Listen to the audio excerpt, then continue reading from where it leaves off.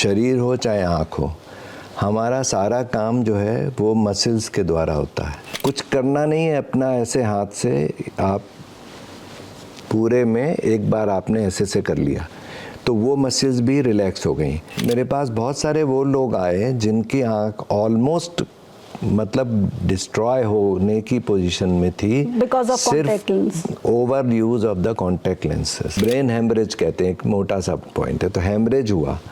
ऐसे ये जो हेमरेज होता है आँख में, वो अगर ज़्यादा है तो वो भी डेंजरस हो सकता है। तो इसलिए जब भी लाली हो तो उसको ज़रूर प्रॉपर रिस्पेक्ट देकर उसको दिखा लेना।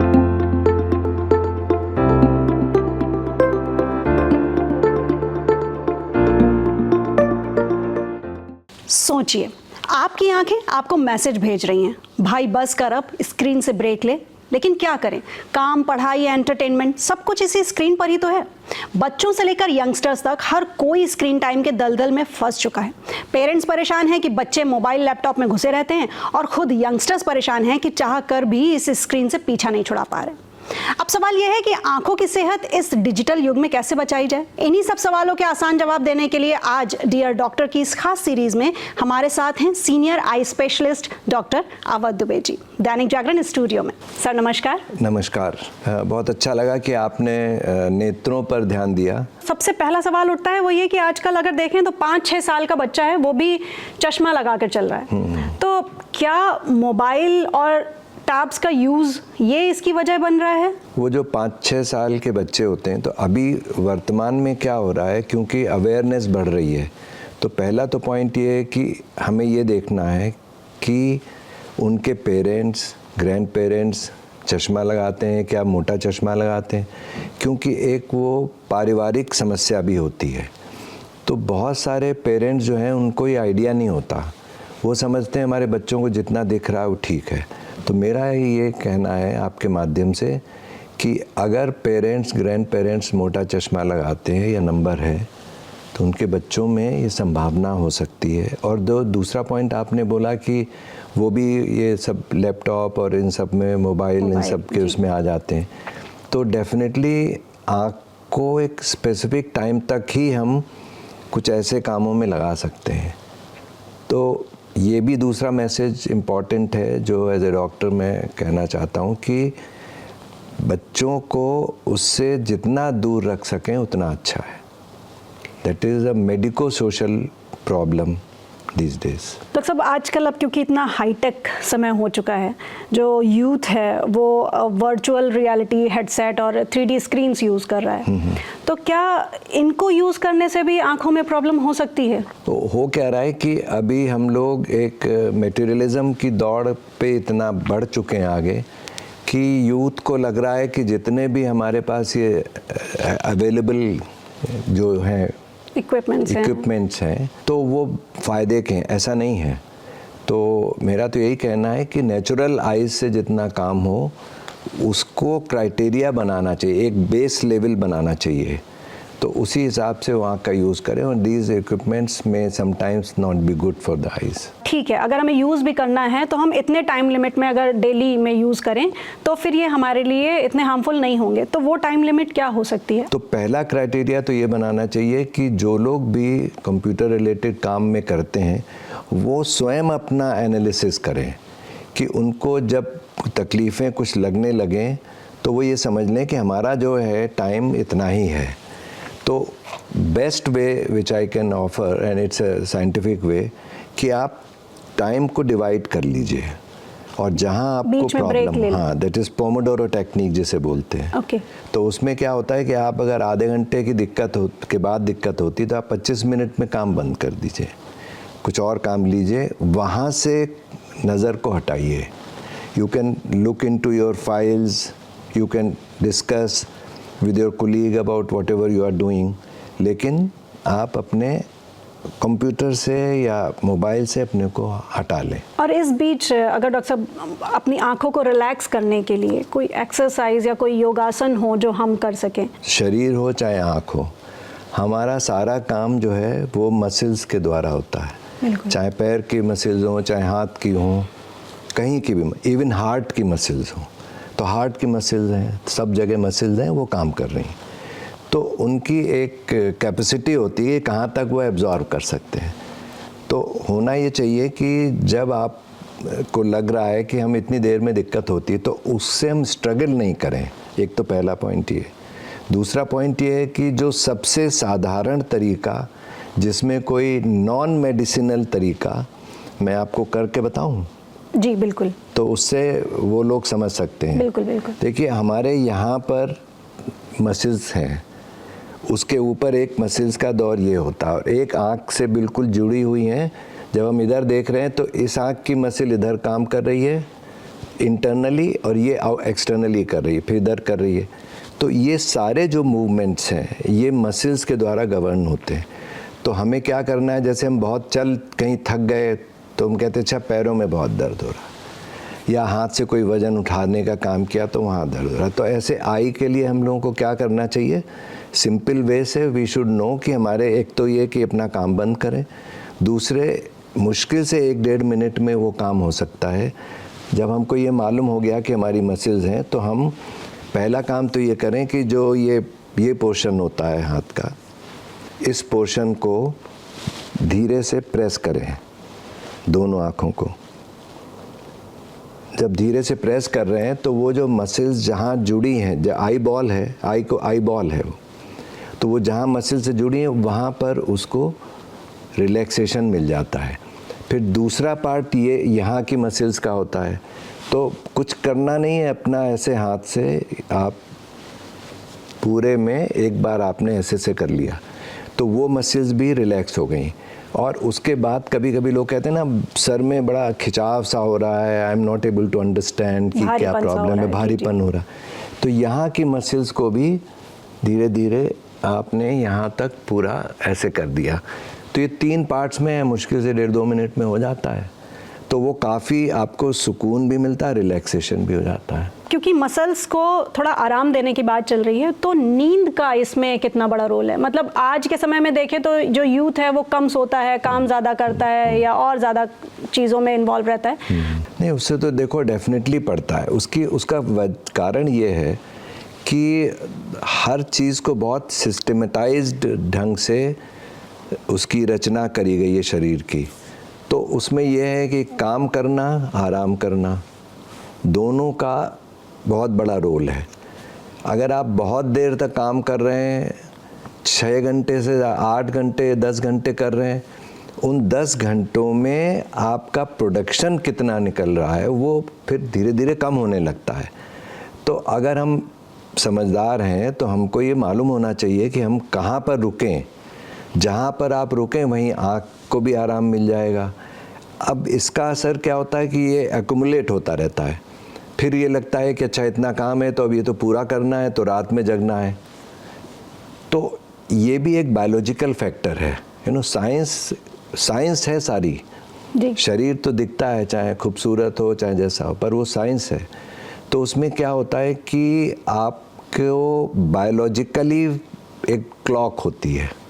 ये आँख से संबंधित है इसलिए मैं बता रहा हूँ कि there is a biological clock in all of us. कोई रात में देर तक जग सकता है, कोई सुबह जल्दी उठकर अच्छे काम कर सकता है। तो पहले तो हम ये तलाशें कि हम कौन से बायोलॉजिकल ग्रुप में हैं। हम इनको देख के, उनको देखकर इस पर नहीं जाएं कि नहीं हमको भी वो रात में 2 बजे तक काम करता है तो हम भी करें। तो अगर आप अपने बॉडी की फिजियोलॉजी को ठीक कर लेंगे तो आँख की प्रॉब्लम काफ़ी कुछ सुधर जाएगी। इसलिए नींद तो पूरी ही होनी चाहिए, उसमें कोई कॉम्प्रोमाइज़ नहीं होना चाहिए। जो लोग कॉन्टैक्ट लेंस यूज़ करते हैं उनके लिए ज़्यादा स्क्रीन टाइम को फेस करना वो कितना हार्मफुल है? कॉन्टैक्ट लेंस में एक शब्द है कॉन्टैक्ट जी, और एक है लेंस। तो कॉन्टैक्ट लेंस वो होते हैं जो आँख के कॉन्टैक्ट में है, चश्मा आँख के कॉन्टैक्ट में नहीं है। You get the point? बिल्कुल। तो उसमें क्या है कि जब वो उससे कांटेक्ट में है तो कांटेक्ट लेंस जितने अच्छे दोस्त हैं उससे कहीं ज़्यादा बड़े दुश्मन हैं, पर लोग उसको नहीं समझ पाते। तो क्या होता है, जैसे किसी को आँख में लाली हुई, पानी आया, कुछ तकलीफ़ हो रही है या उसको डिस्चार्ज आ रहा है, कुछ हो रहा है, और उसमें भी वो कांटेक्ट लेंस लगाते हैं बहुत से, specially with all due regards to the our human part, कि उनको फंक्शन में जाना है, कहीं तकलीफ भी है तो भी उन्होंने लगा लिया। तो मेरे पास बहुत सारे वो लोग आए जिनकी आंख ऑलमोस्ट मतलब डिस्ट्रॉय होने की पोजीशन में थी Because of contact lens. Over use of the contact lenses. Okay. लेकिन ये बहुत डेंजरस चीज़ है, तो उसका उपयोग उतना ही करना चाहिए जितना ज़रूरत है। अब यहाँ पर अगर बात करें तो डायबिटीज़ या हाइपरटेंशन, इसको लेकर भी बहुत ज़्यादा असर पड़ता है आंखों में, या डायबिटीज़ कभी एकदम ट्रिगर कर गई तो आंखों की रोशनी पर असर पड़ गया।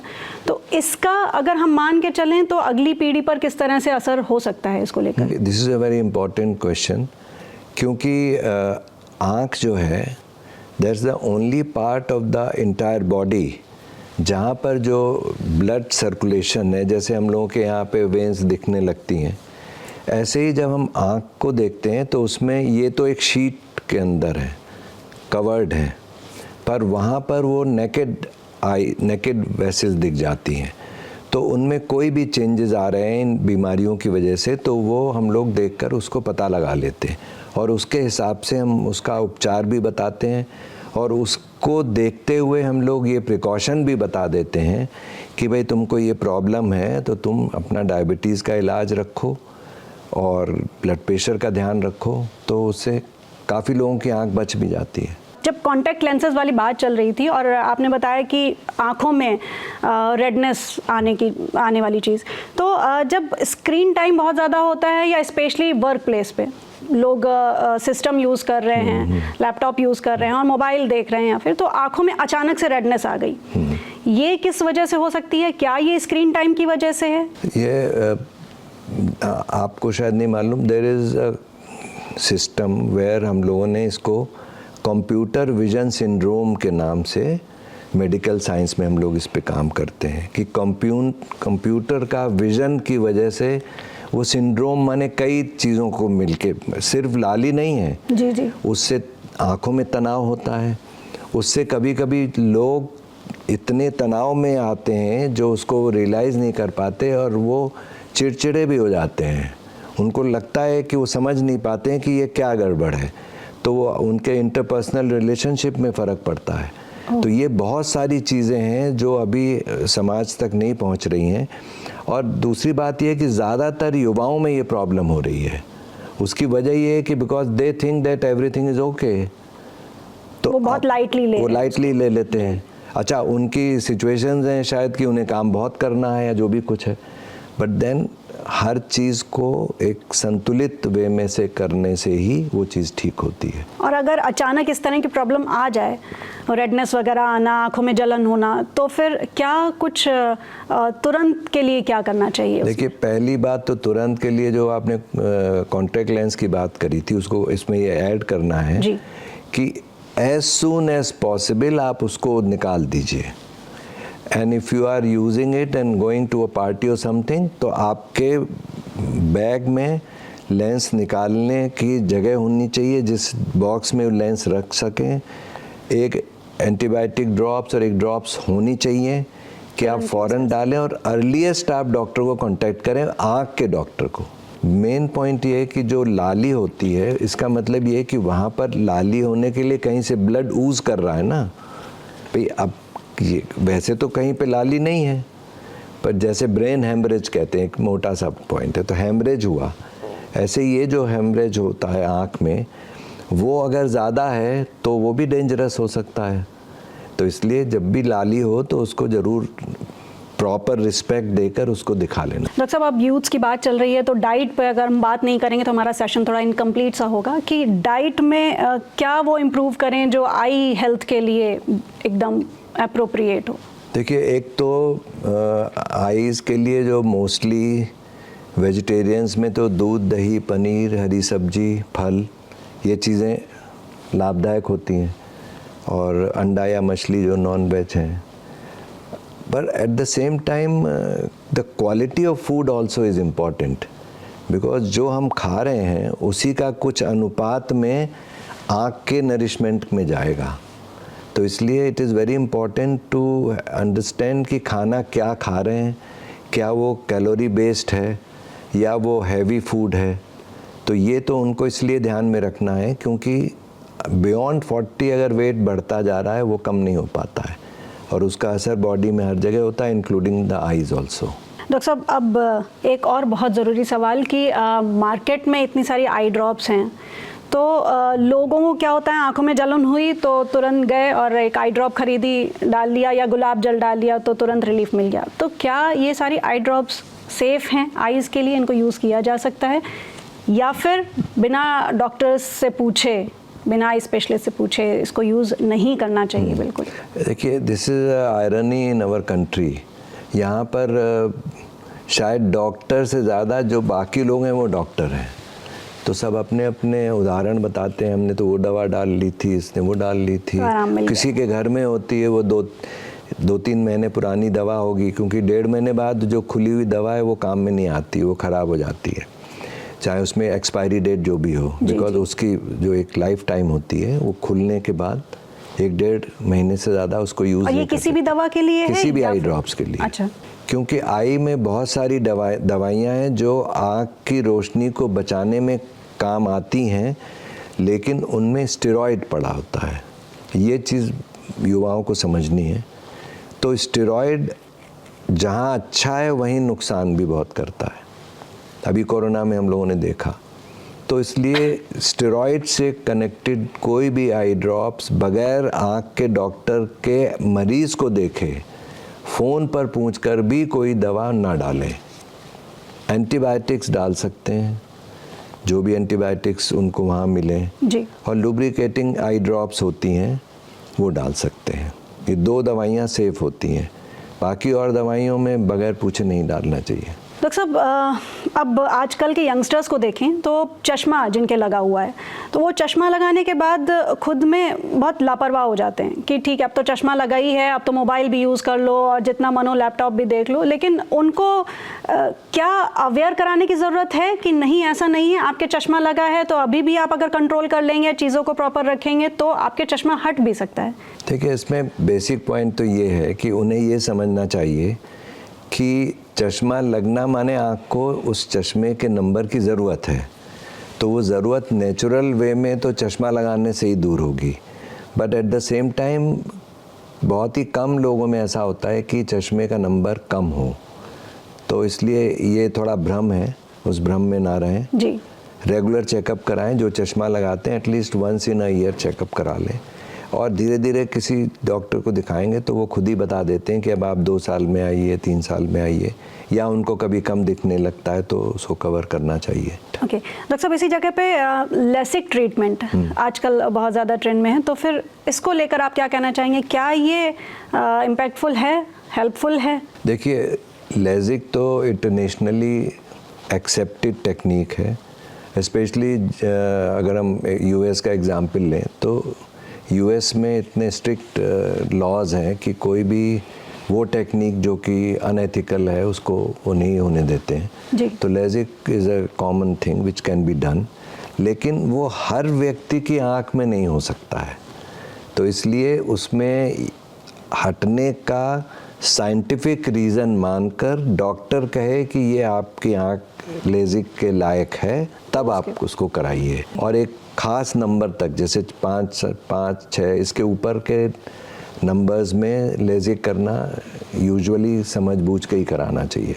ओके डॉक्टर साहब, आजकल बच्चों में देखा जा रहा है कि आँखों में तिरछापन, इसकी प्रॉब्लम बहुत ज़्यादा आजकल बच्चों में देखने को मिल रही है, तो इसके क्या रीज़न्स हो सकते हैं और इसको सही करने के लिए क्या चीज़ें हम लोग हेल्प में आ सकती हैं? देखिए, इसमें ये है कि एक तो ये बात है कि अब आम तौर पर जो पहले बच्चे थे उनको पढ़ाई उतनी नहीं होती थी, तो अभी जो छोटे बच्चों की आँख अगर तिरछी हो रही है तो इसका मतलब इसके प्रमुख रूप से 3 कारण हो सकते हैं।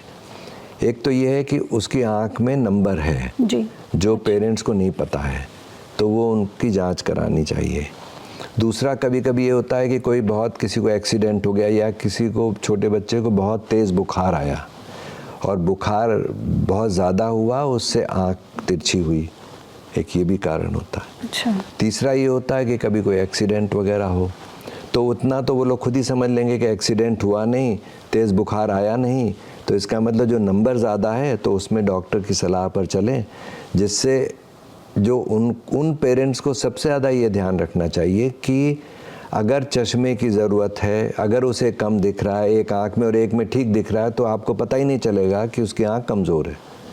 इसलिए बच्चों की 3-4 साल पर एक बार विज़न ज़रूर चेक कराना चाहिए, क्योंकि जिसको लेज़ी आई बोलते हैं, वो लेज़ी आई क्या होती है, जैसे कोई इंसान से काम नहीं कराओ तो वो फिर लेज़ी हो जाता है, तो वैसे आँख लेज़ी हो जाती है, देखने में ठीक है। अच्छा। तो उस बच्चे की वो आँख जो शुरू से नहीं ट्रीट की गई, अगर वो लेज़ी आई में कन्वर्ट हो गई तो उस आँख की रोशनी बढ़ना बहुत मुश्किल हो जाता है। और अगर उसको शुरू से मैनेज किया गया तो काफ़ी बच्चे चश्मे के संग ठीक बने रह सकते हैं।